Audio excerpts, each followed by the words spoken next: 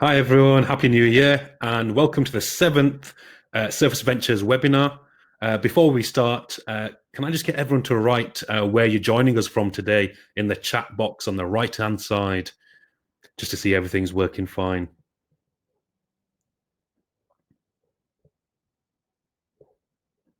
Great, I think everything seems to be working, which is great, and there's many great places there. So to begin, my name is Tahid Khan. I'm a VP at Surface Ventures, and I'm your host today. So we're a non-for-profit organization, and our mission is to basically provide world-class surface engineering education for academia and industry. So every month, we try and bring you a sector-leading speaker to present the current challenges and future trends in surface engineering. And today, it's my great pleasure to introduce you to two speakers, so Dr. Siji Wu and Dr. Rand Ismail, who will be talking about surface plasmon resonance technology for biosensor applications. Just to give a bit of background regarding our speakers. So Dr. Wu is an applications scientist at Biosensing Instrument and has over 15 years of experience developing applications of award-winning technologies and an author of over 100 peer-reviewed publications / application notes and 2 books. He has a PhD in physical chemistry and a BSc in chemistry from Nankai University. Our second speaker, Dr. Ismail, is a research fellow in Optoelectronics Research Center at the University of Southampton. She obtained her MSc from Al Nahrain University and her PhD in optoelectronics from the Optoelectronics Research Center in 2015. And her main research interests involve working on the fabrication of devices and sensors based on optical fibers and microfibers, and on the design and fabrication of rare earth doped fibers.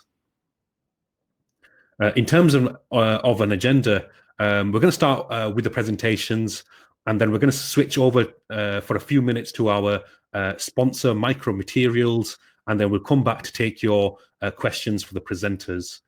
We are planning for the session to last roughly 60 minutes in total today. However, depending on the questions, this may go slightly over, so we do apologize if it does. A quick GDPR announcement. There will be a few brochures and application papers from Micromaterials, and if you download any of them, someone from Micromaterials will be in touch to provide further support. Just a reminder, our website is surfaceventures.org. It features videos from our previous talks, information regarding upcoming webinars, and info about the Surface Venture team. So just before we start, as always, I'm going to do a switch poll, but today it's a bit different. We're going to do 2 polls. So the first one should be coming on your screen. And the question is, are you in academia, industry, or any other area?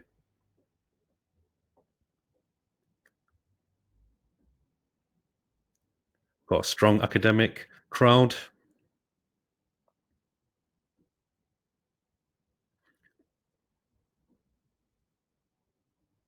Right, brilliant. So we've got quite a strong academic crowd, sorry, and a fair few people from industry. And the second question should be coming up. Have you ever heard of Plasmon Resonance previously?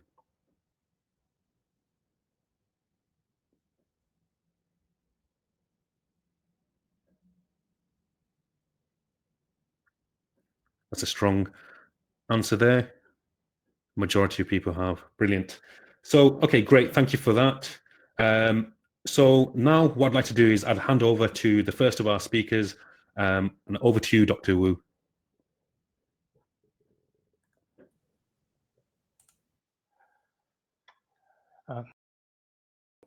Hello, everyone. First, thanks to Surface Venture and Micromaterials for organizing this webinar, and it's really a pleasure. So what I'm going to talk today here is trying to get a kind of like a brief overview for the technology that combines surface plasmon resonance and electrochemistry for the materials and biological research.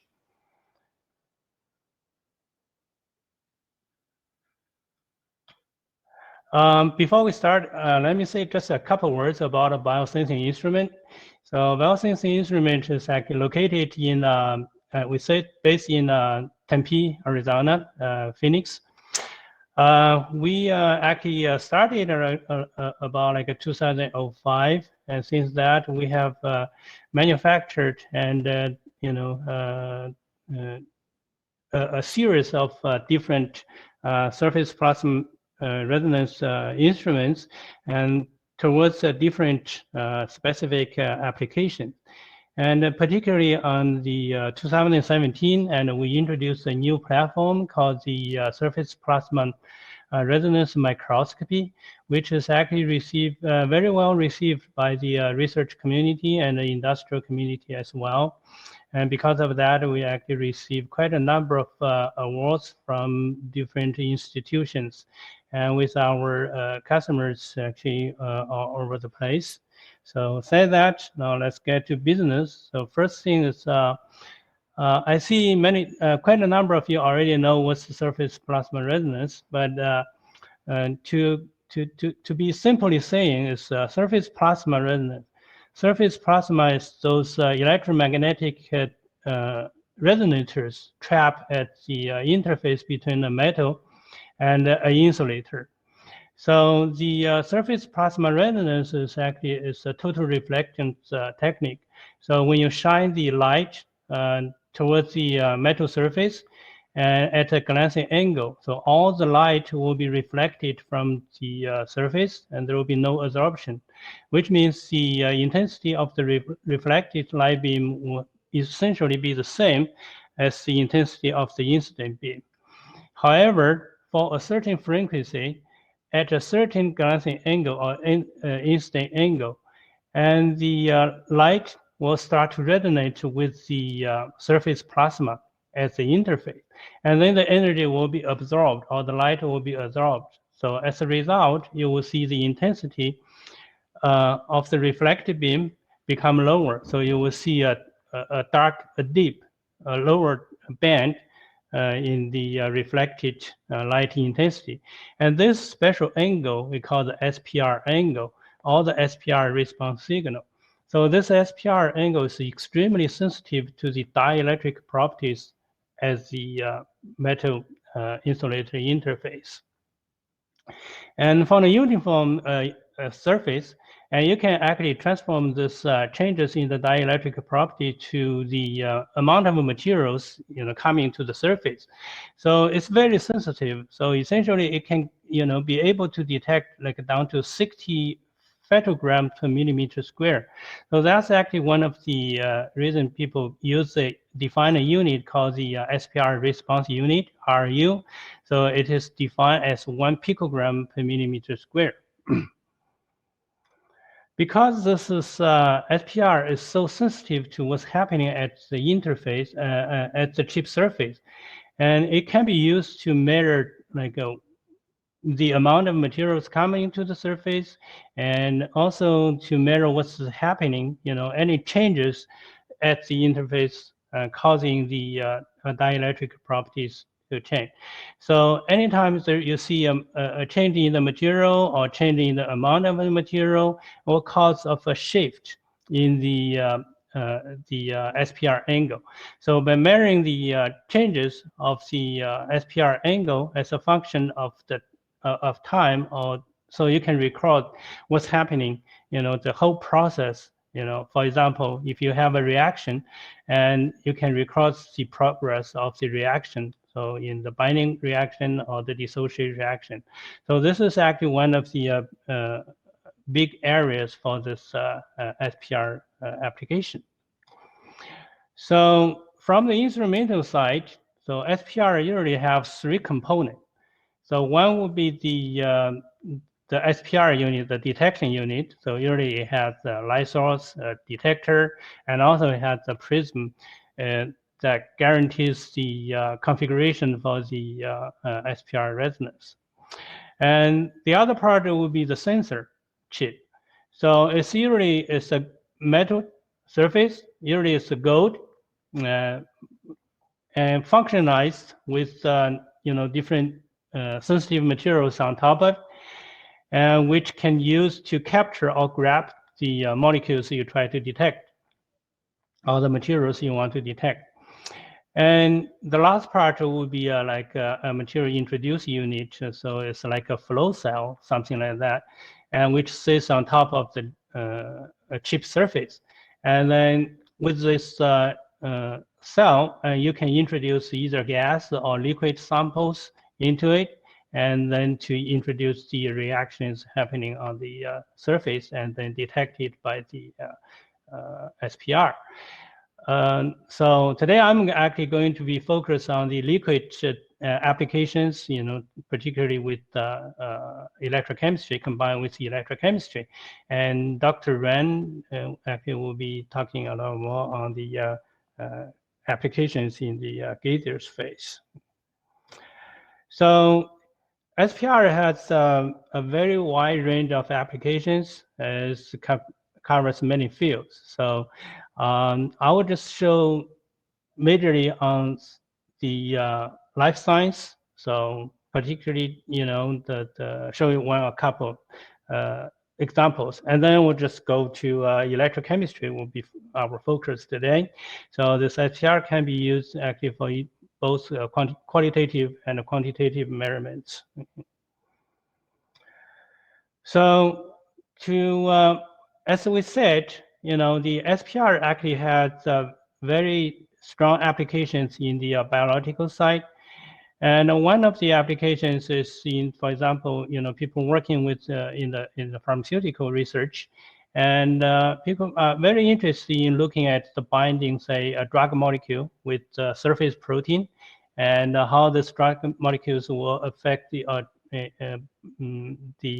behavior of the drug molecule. And to understand those processes, you need to understand how those molecules bind together, how fast they bind, and how long they stay on the surface. And so essentially, that's the reaction for the association and the dissociation. And in order to do this study, and people usually involve 3 steps. So the first step will be you have a sensor surface and functionalize. And then the second step, you will introduce one of the molecules, say we call it the ligand, and then immobilize on the surface, and so have a stable surface to work with. And then we introduce the analyte. So once we introduce the analyte, which is the other part of the reaction, and the analyte molecule will start to react with the ligand on the surface, and they combine. And then this is the process we call the association. And then the SPR signal will increase with time as the binding reaction goes on. And then after a certain time, and it will cut off the supply of the analyte molecule from the solution. And then the compounds formed by the ligand and the analyte on the surface and will start to dissociate. And you give a certain period of time for the dissociation. And then you can introduce some chemicals to completely remove the analyte from the surface. And so the surface will be ready for the second round of measurement. So this whole process is actually usually you have this association, dissociation, and regeneration. That's a very typical experiment for the procedure for doing this kind of measurement. But then by analyzing the spectrum or the association curve and the dissociation curve, and you can get those kinetic constants for the binding reaction and the dissociation, and also get the affinity, which is the measure of how strongly this sample will stay on the surface. So to give you a real example, so we know this pandemic is kind of coming, still going on, and which has kind of hurt us pretty badly. And with the we have this measurement is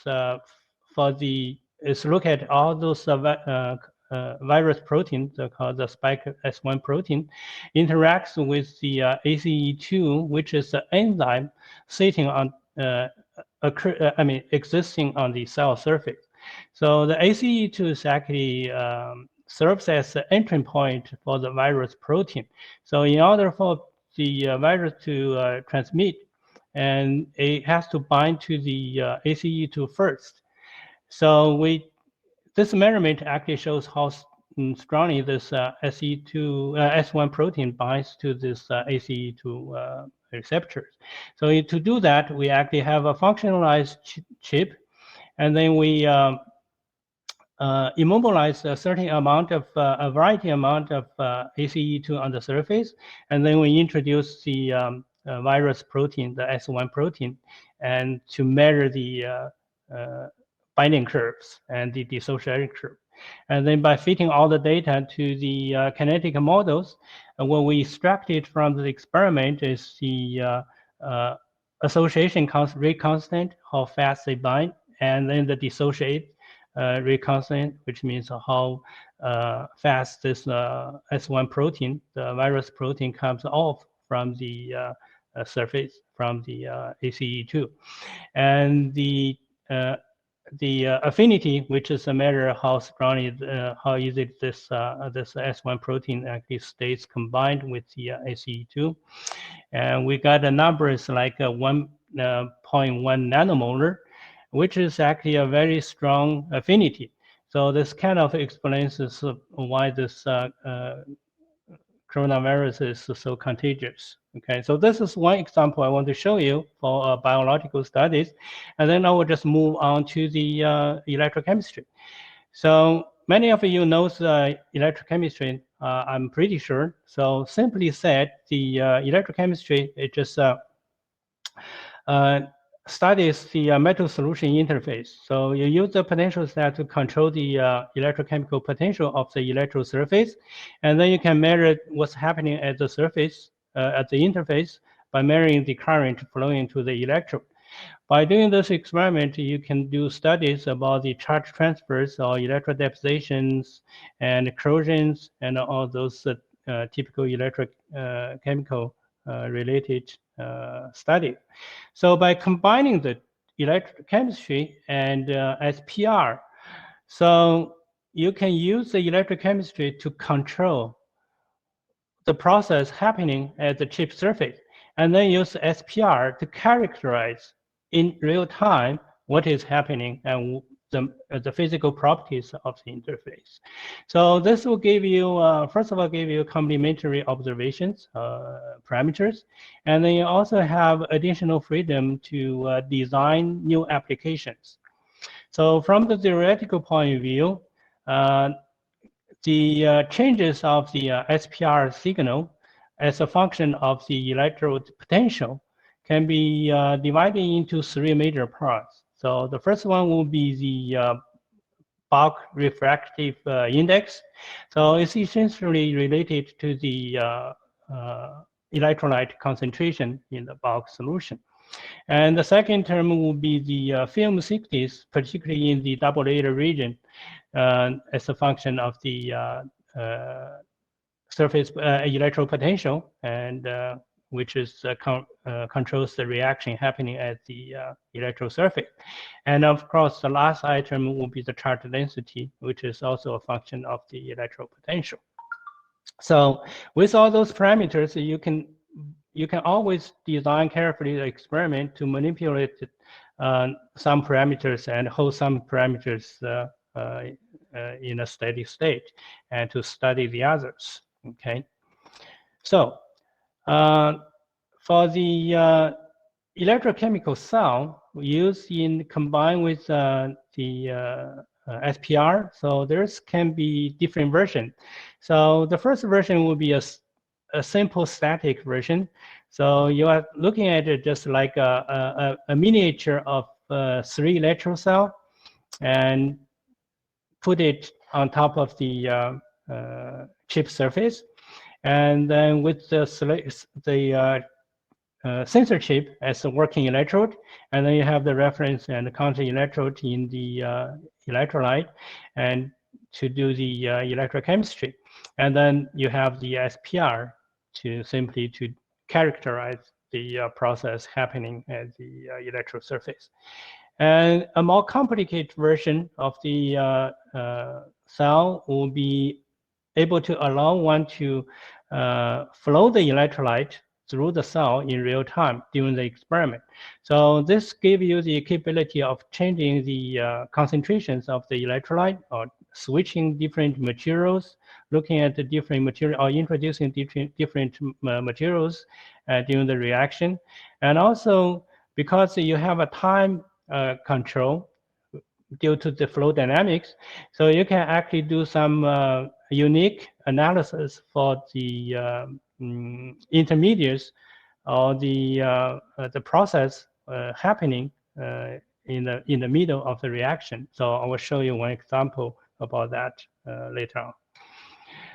So those are the very simple principles. And here are the some of the typical applications. So majorly, like you can study the structure changes in the thin films deposited at the electrode surface. And also you can say for large molecules, like biological studies, like, proteins and peptides, and all those large molecules, they can change their conformation as a function of the redox potential. And you can study their conformational changes. And you can develop, biosensors. And also, the last one is a very unique application from this type of instrument. You can actually study the dynamic process of reactions, the study in the intermediates. Now, the first example I want to show you is to look at a SAM layer, which is SAM is a ferrocene terminated alkane. And this form a dense SAM layer, a self-assembled monolayer on the gold surface. And however, this ferrocene can be oxidized or reduced, depends on their oxidation state. So the SPR actually can detect a very small change in the film thickness in the SAM layer, in the layer thickness. So the number measure you can see is like a 0.08 to 0.09, so almost only an S-trans of difference. So that's kind of demonstrates the sensitivity of this technique, or the power of this technique. So by looking at models, and you can actually extract this changes in the film thickness corresponding to a small change in the orientation, the tilt of the molecules, alkane molecules on the surface, and which is derived to be about like a 2.1 to 2.7, roughly about like a 2 degrees. So this is example shows how you can, with the combination of SPR and EC, you can actually study the thin films at the electrode surface. This example shows the how we can use SPR combined with electrochemistry to develop in biosensors. So the sensor material here is a polypyrrole conducting polymer, and it can be used to detect a small amount of glucose in the solution. And by combining the EC and the SPR, so you can actually optimize in real time first of all the film thickness, which can be controlled by the number of electrochemical cycles, potential cycles, and then the dopant concentration of ions in the polymer, so which essentially determines the conductivity of the polymer, and greatly affects the sensitivity of the glucose detection of this film. And finally, you can also optimize the operation potential of this sensor. All those is because of the capability of combining the SPR and EC together for this research. And this is the unique experiment I like to show you. So because using this flow EC cell, so the example showing here is actually looking at the redox pair of hydroquinone and the quinone reaction. So the reaction actually involves a quinone radical as the intermediate. So you first the quinone will become the quinone radical, and then it separate changes to the hydroquinone and quinone. With the EC cell and SPR, you can do the design this unique experiment. So at the time 0, you can apply a potential step and or a pulse.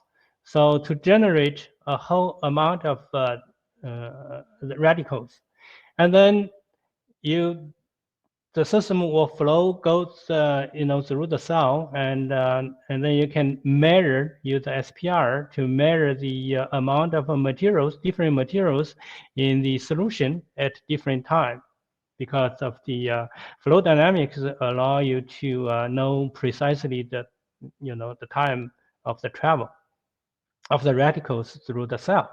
So by doing this measurement and they analyze, you can see how those intermediates or those quinone radicals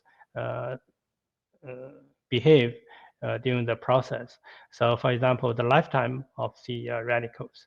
So from this experiment, the author actually reported, the quinone radicals have a lifetime roughly about 20 milliseconds.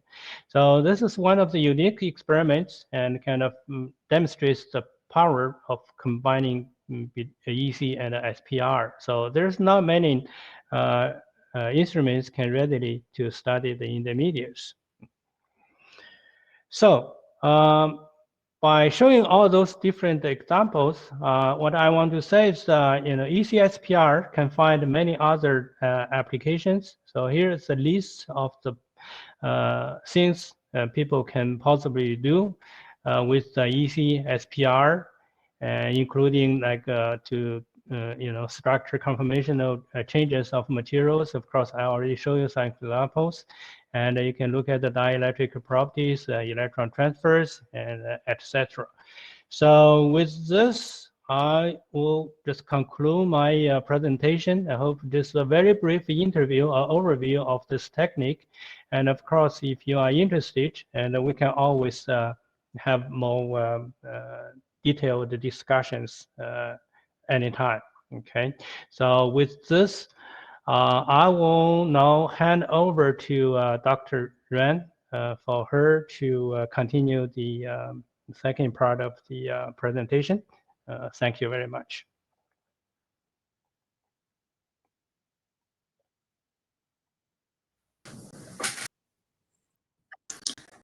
Hello, everyone. First of all, thank you very much for Service Ventures for this opportunity to introduce my work. I am Rand Ismail. I'm a Royal Academy of Engineering Research Fellow.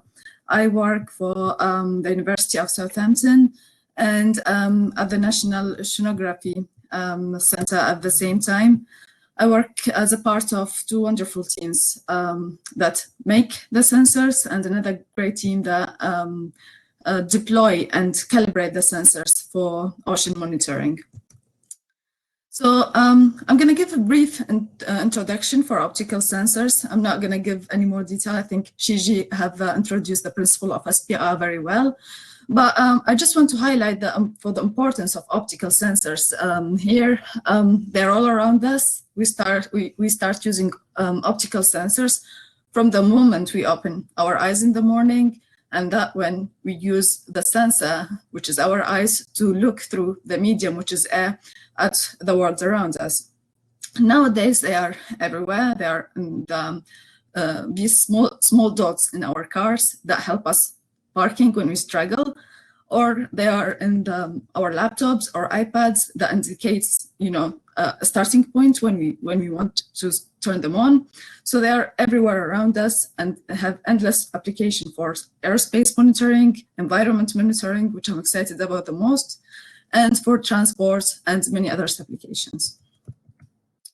So this highlights the work that I'm trying to do, is to look at the advances of nanotechnologies to integrate sensors, basically, from these bulky and expensive, inefficient sensors that are available at the moment, to the next generation of sensors that adapt to the advances in technologies achieved by transport. In my case, it's in ocean transport. So let's take an example of the drones. It's a fantastic ways of exploring the space, but they need the sensors itself, something compact and small enough so we can get the information about the environments that's around us. So SPR, in that case, is one of the techniques that is suitable to be integrated to very small dimensions, which will be suitable to detect the atmosphere or the ocean underneath it. So this is, again, the principle of the work I'm doing. So current technologies for detection methane, for example, are based on very bulky sensors that needs ships and gliders or submarines to deploy at a very specific location in the ocean.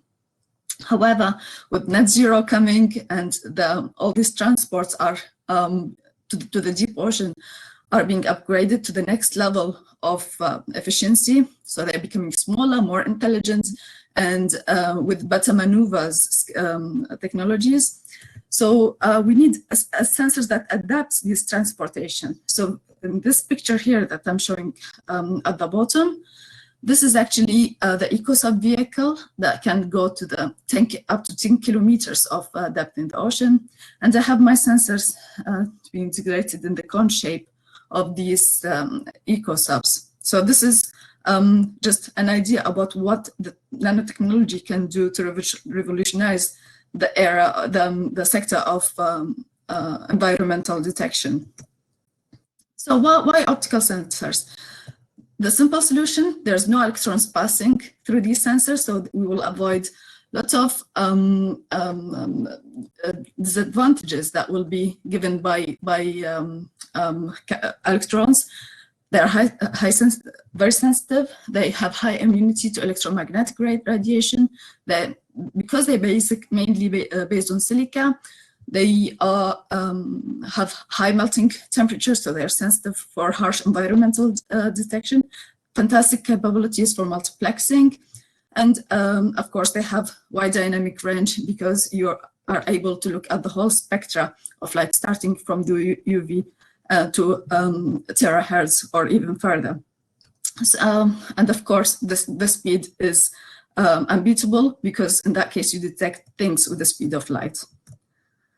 So what can we detect? The answer is absolutely everything. So since they emerged, optical sensors was used for chemical detection mainly, but now this has changed. So we can measure tiny amounts of magnetic fields, for example, comparable to the magnetic fields of Earth. We can measure rotation based on the polarization of the light or other parameters depending on what are you varying, what property of light you're varying in that case.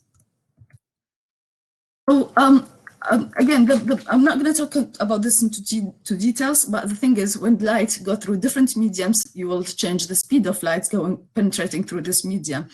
And then they will get information about this change depending on the medium that the light is propagating through. The same thing will happen when you have an analyte. It attaches to the analyte attached to the surface, and then you will get a shift in the wavelength or the intensity or the polarization depending on all these factors. So there are a lot of things that you can monitor in light. So Shiji mentioned the SPR when we look at the wavelength shift, but we can also monitor polarization changes. So to measure rotation, for example, and like gyroscopic applications and things like that. The easiest way is to monitor the intensity phase modulating is also possible with optical sensor. So we can in summary, we can basically detect everything using light. So for SPR, the principle of operation is that we interact when the light hits a gold layer or dielectric layer, we will start generating these plasmons, which are electrons that have been excited at very specific angle that resonates with the field surrounding this layer. This position of this SPR signal will depend on the refractive index of the material that we want to detect, and therefore it will give us information about the concentration of these materials. And in my case as well, it gives us some information about what material we're detecting as well. So we're going to look into this into details in the next few slides. So to design an optical sensor, there are three main elements we need to consider. The first thing is, what are we trying to detect? So let's say, for my example, I'm trying to detect CO2, trying to detect methane or biomolecule or an antibody. Then you will need to have an idea of how you'll capture these molecules. So some supermolecular cages, some enzymes, or a complementary DNA strand that will bind into to your DNA that you want to detect. And the final thing that we will need to look for is the methodology that you will use to interpret this phenomena or this change. Is it, in that case, is it SPR, refractive index change, absorption, or some cases you can use two technologies at the same time. What type of analyte? As Shiji mentioned in his previous talk, we can detect sugars, ions, gases, different type of materials. And then once we decide about the analyte, we need to talk about the capture molecule. I'm giving here an example in this talk, I will talk about the gas molecule. I'm going to try to detect methane or CO2. So I will use the capture molecules to capture these molecules before it allows the light to go to the SPR signal and measure this refractive index shift. Because refractive index shift can actually happen from temperature, pressure, many other parameters, or some pollutants in the air. So it's very important to obtain this selectivity for the sensor. A very simple example, for crime scene investigation, we need to confirm if we have a sample, we need to confirm this DNA belongs to the other one, to the right person. Then we do a simple hybridization. So we functionalize our sensitive layer with the DNA from the sample, and then which will only bind to the complementary DNA strand that we have. And finally, the transducer. So what are we trying to see? Is it change in mass? Is it change in charge? Is it change in intensity? And then we will need to see the sequence of these changes in terms of charge or mass, and that will be translated into change of intensity or change in frequency. So at this moment, I'm just going to talk about simple techniques that we can use to optimize the sensor. For example, what I did is that I tried to build some SPR sensors. So I use the biosensing instrument to give me a guide about the refractive index change, about the sensitivity, dynamic range of my sensors, and then I can try to build my own model for something very specific for a specific application. So here, for example, if we think about optical waveguides coated with gold layer, so it's also plasmonic. So, you can reduce, it's very important to measure this interaction region between your sensor and the analyte, so you can have a better interaction with the field surrounding. So this is one of the first things that I did with the biosensing instrument, is to get the gold layer with the right thickness to have maximum interaction with the field. This figure shows exactly the same thing. We need to consider if we were going to measure water or gas, as each one will have different sensitivity and different sharpness for the SPR signal penetrating through the air or the medium of choice. So here is a simple diagram of a silicon ring resonator coated with gold. So we also have the SPR signal. I will show in a minute if you have a good optimization for your sensor. So simple calculations of this field that penetrates and their surrounding. If it has been optimized, you will have very weak SPR signal. And if it hasn't been, you will have a sharp signal that will enhance your dynamic range considerably. So the factor that you were looking for sensors called the Q factor, which is determines the finesse of these resonators and compares the resonance wavelength with the full width half maxima.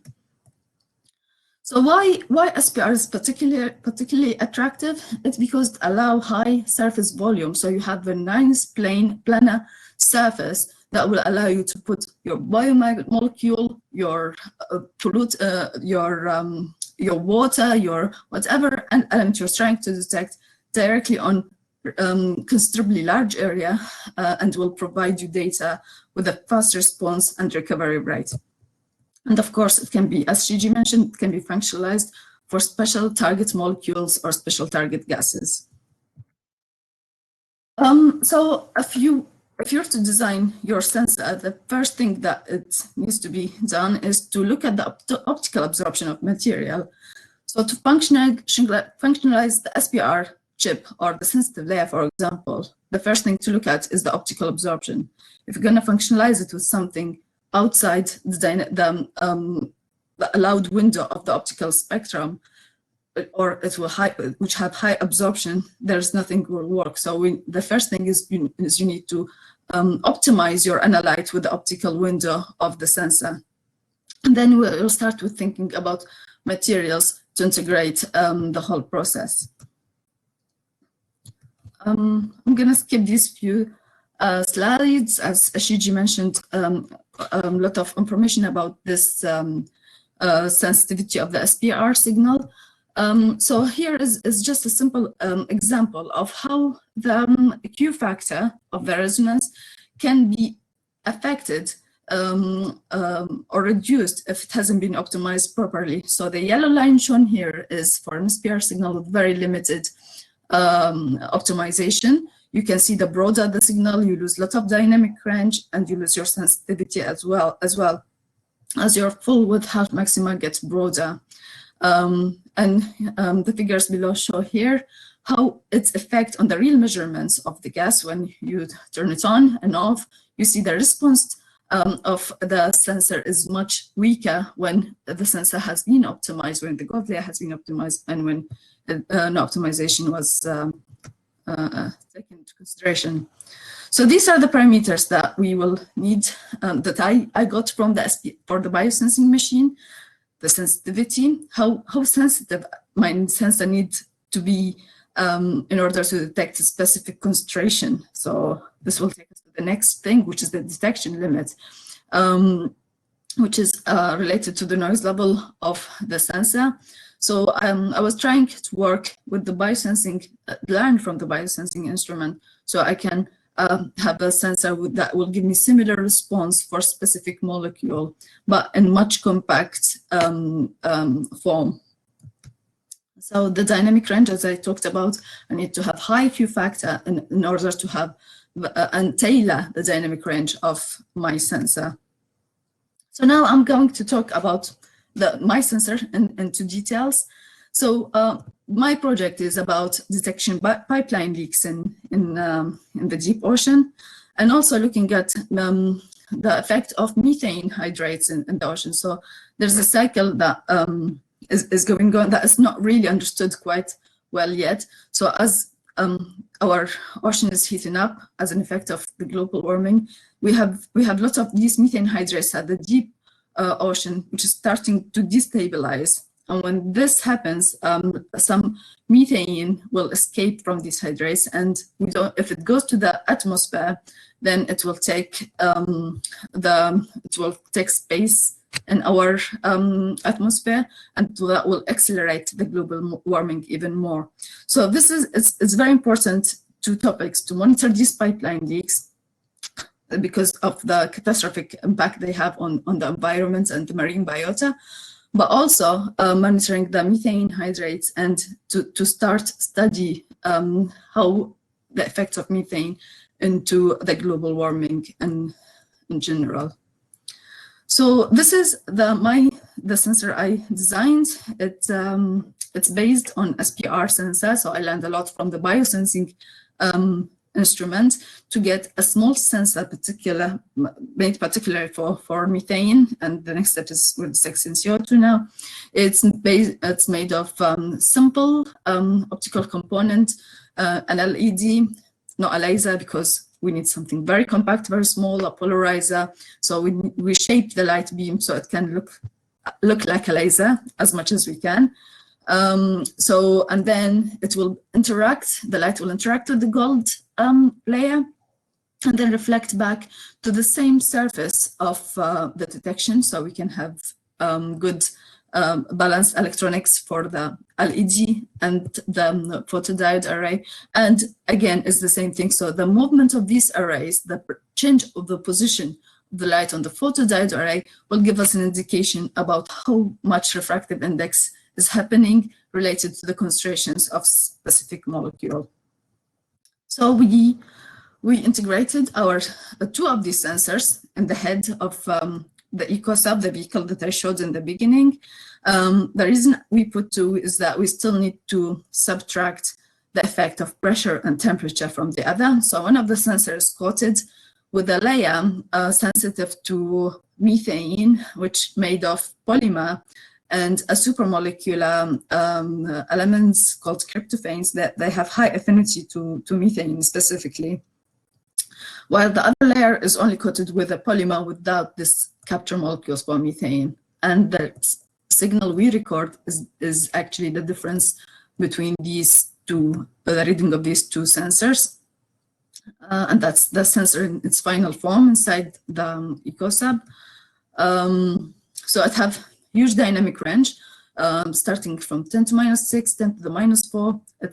This is the ambition of the sensor, is to get to the bottom of ocean with very low power. However, we do have interferences because of other molecules that exist in the ocean. So this is when surface effect is very useful to overcome these issues. So this is the molecule that we detect to measure the methane. We need to look into details into this molecule in order to get rid of the effects of CO2 in that case.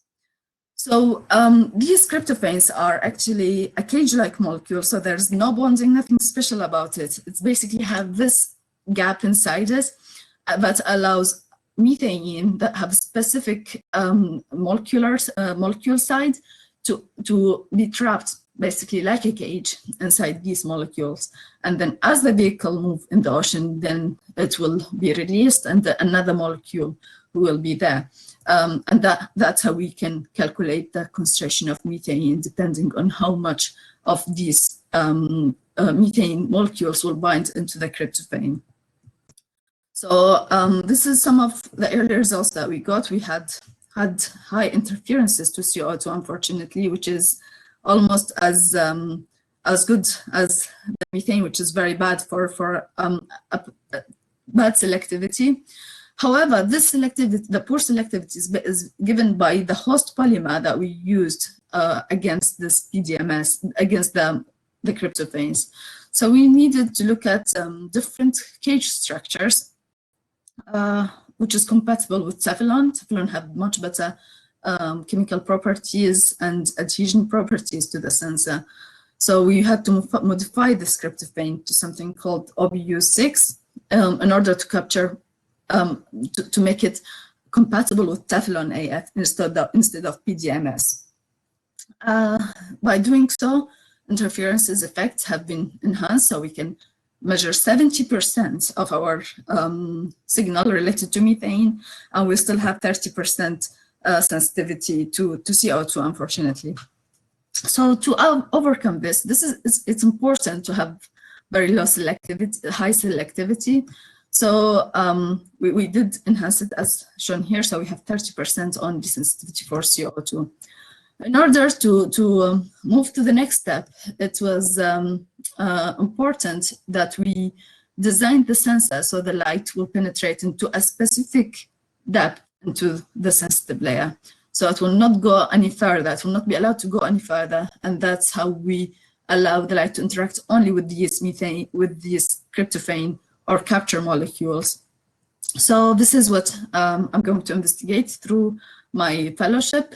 But at the same time, we are also looking at the selectivity of the sensor. So instead of just measuring the refractive index, we also look at the change that happens at the absorption window of methane. So we targeted the 1650 wavelengths of methane. So as you can see here, we have these small ripples that indicates that as closer you get to the methane absorption, you start to see their absorption lines, and that gives you an indication about what you're measuring. So the stronger the depth of these oscillations, which means it can be translated to a change in concentration of methane. And this is the technique of intracavity spectroscopy. So it's a modified spectroscopic technique. Again, we are at early stages in this technique with very promising results. So looking forward for future experiments that we will hopefully share with you within the next events. So it shows very good data, good linear data with methane concentration against the refractive index change for methane. And this is the final slide that I'm going to share with you. Is in that case, you can see the shift is moving, which is related to the concentration, but we also the depth of the oscillations is increasing, which indicate that you're getting closer to the methane absorption lines. So measure the concentration with the refractive index change. We measure the power change to estimate the selectivity of the sensor. So what's the aim of this work is to have, first of all, a hydrocarbon detectors, so we can monitor each hydrocarbon separately. Again, we had great success in this in early experiments so far, and we would like to expand it to measure isotopes, each methane isotope or CO2 isotope separately in separate structures, where we can look at the wavelength of each item separately or each molecule separately. Thank you very much for your time. Thanks. Great, thank you so much to Dr. Ismail. So on that note, what we're going to do is I'm going to hand over to our sponsors from Micromaterials. Krish will give us a quick talk, and then we'll go back to Dr. Rand and Dr. Siji, and we can ask some questions. So hand it over to you. Thank you. I assume you can hear me. I'm not going to take long, so I'm just want to thank Surface Ventures for organising this meeting, Gigi and Dr. Ismail for contributing to a very interesting discussion. I'm sure the question and answers session will be equally interesting. For those of you who don't know who Micromaterials are, we are world leaders in the field of nanomechanical measurements, based in the UK since 1990. We are an independently owned company. We're run by scientists and engineers. It gives us a lot of independence, the ability to sponsor events such as this, and generally invest in the promotion of novel, interesting and good science, which I hope was the case. Of course, we are very much in the field of measuring thin films, surface properties, both in ambient conditions, but also in heated, cooled, liquid environments, and now introducing the electrochemical cells and other novel techniques to allow to look for mechanical changes as processes occur. If you're interested, there's a couple of data sheets that have just gone up. Please download those. They will tell you more. I don't want to take the time from today's presentation to talk about that because it's, I think we should concentrate on the speakers as the idea for today. But I believe the next seminar in this series will be on automotive applications, led by the Automotive Research Association of India towards the end of February, and I believe that'll be the continuation of what has been a very, very, very fruitful and interesting series. Let me hand back to Howard so we can do questions and answers at that point. And thank you for attending. Thank you for attending the seminar today. Thank you very much, Chris. Thank you to Micromaterials. So we'll take a few questions now. So the first one, I plan to see the binding affinity of small molecules in peptide through biocore. How can I make the layer on a metal surface?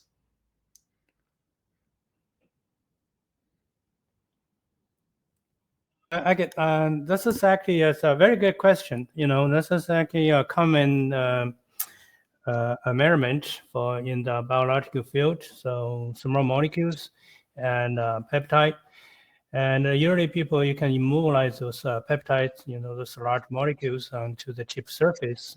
There's actually different ways of doing that.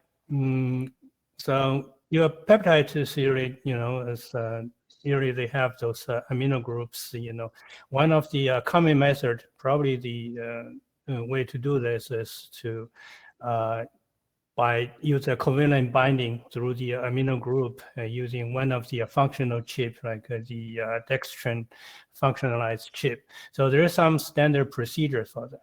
And if you know this, if you're a biologist, it's actually pretty easy for many of the peptides. You can put some function groups like a his-tag or biotin groups.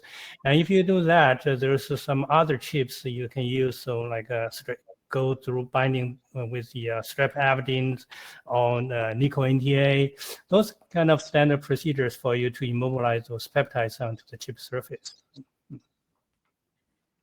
Brilliant. Next question is, I will work on the synthesis of plasmonic nanostructure. Can I explore biosensing area as well? I think Rand can answer this question maybe better than me.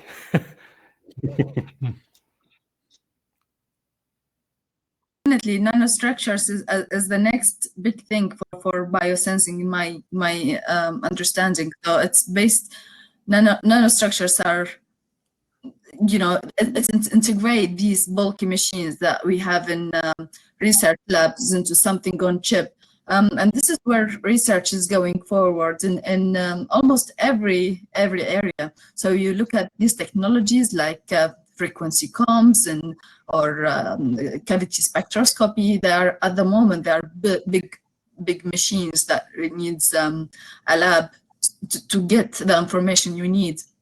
But now there has been these huge advances in nanotechnology, so we can replace this machine with something, with the size of your £1 coin or 1 cent, maybe in US. So it's the best application for biosensing, in my opinion, because you need a very small volume specifically. So it's very compatible with the size of the machine. So now, for example, at work, we are detecting, we're requiring nanomolar of biosamples. So it's definitely the perfect way to use nanotechnology for such detection. Thank you very much. The next question regarding the graph of raw binding kinetics data. Why is there a tiny drop, a straight line right after association? How can we account for that part in data analysis? Well, that's very good observation. Very good question. Yeah, I mean, theoretically, you shouldn't see any drop. But for a real practical experiment, so when you are looking at here, so first of all, when you inject the molecule, so you have a different solution. And when you switch to the pure running solution, and they could have a small difference in the refractive index, so it causing a small change, a shift in the bulk refractive index, and it causing that sudden change. Yes, it could be either a drop or could be goes up slightly, depends on the relative property of the solution. So that's why actually one of the common things when you're running this kind of experiment, so people try to minimize this change. So the graph here is try to be realistic, just draw, enhance, enlarge this.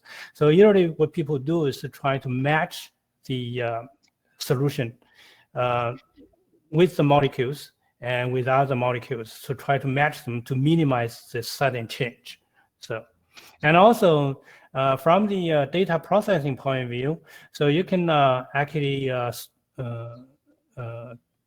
stay away from that, or just cut a small period of time caused by that, at this very beginning of the change of the solution. So you can remove that part. You don't have to use that part for the data processing. Some people do that too.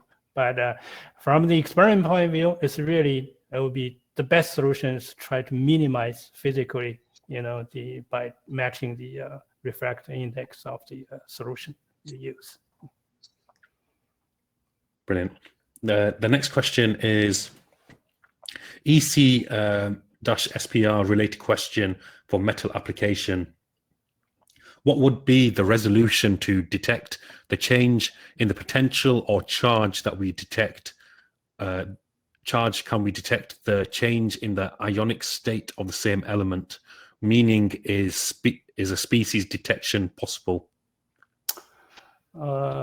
Okay, so this is actually a very good question. I'm not quite sure I will have the perfect answer for it, but say the resolution of the potential and exactly, and the charge you measure, I mean the current. So from the electrochemistry point of view, that depends on the instrumentation of the the potential stat or the instrument. But from the SPR point of view, so if you introduce a charge, say you change the oxidation state, so you are going to change the charge density of the electrosurface, and that can definitely be detected by the SPR. Whether you are, say, if you have a single molecule, just one individual molecule, or atom or species, so that how big that signal change is. So that's kind of depends on the the change of the signal and the sensitivity of the system. But said that, I don't remember I see any people working with like individual molecules, but there is people actually measuring the charge density of like nanoparticles and using SPR. So it's really, I think it depends on the individual case, what kind of experiments you really want to do and how do you design the experiment. Great. Thank you so much for that. I believe that was our last question. So on that note, thank you for your questions. I also want to thank Dr. Wu and Dr. Rand for this engaging talk. Thank you for sharing. We really appreciate your insights. I want to thank Micromaterials for supporting this webinar. And a reminder, please do visit our website if you want to have a look at this talk or previous talks. And we'll aim to organize the next webinar on the 25th of February 2021, so stay tuned. As mentioned earlier on, it will be based on material aspects in the automotive industry, delivered by a speaker from the Automotive Research Association of India. So on that note, I want to thank you for joining us, and we wish you have a great day, and we'll see you soon. Thank you. Thank you. Bye. Bye.